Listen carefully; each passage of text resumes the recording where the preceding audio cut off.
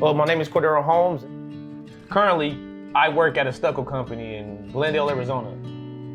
And going to school full time. I hope to graduate from Rio Salado College in the spring. And I have 4 children. They're my focus. What I want them to get from all the work that I'm doing is that I just want them to be great people. The things that keep me up at night is, will I continue to possess this fuel to go forward? Because it's so much stuff going on, and sometimes you kind of just throw your hands up and say, is it worth it?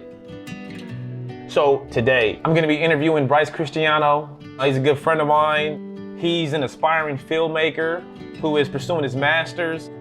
And I come from an environment that is totally different than what Bryce is from. I did 10 years in prison, and I did 3 years in solitary confinement. One thing I learned from reading while I was incarcerated, especially when I did the 3 years, was broadening my perspective and interacting with like different folks.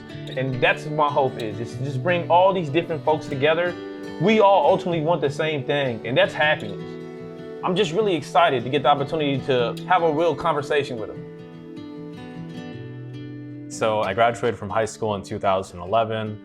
I went immediately into university to try to get a degree, and the program was too costly. So even in like that first semester, I was only taking 2 classes, but it completely financially destroyed me.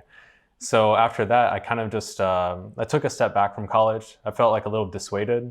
And then I just focused on working really hard so that I could pay back most of the student loans. What was going on mentally, financially? What was going on in your life? All of that. That was pretty awful. It was a really trying time for me, and that's why I took a whole year off from school, because I just didn't. It gave me too much anxiety. I started to think about higher education in terms of how much it was going to cost me, and I felt that it would be impossible. And then I had the opportunity to leave the country to work in China, but it was pestering me because at the time I was just working at Starbucks at minimum wage, so things were already pretty difficult for me.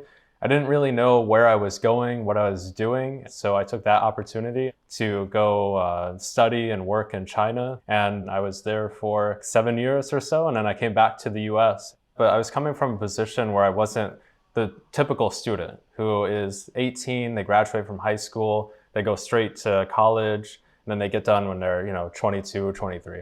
So I started thinking to myself, okay, maybe I should just finish out that associate's at least.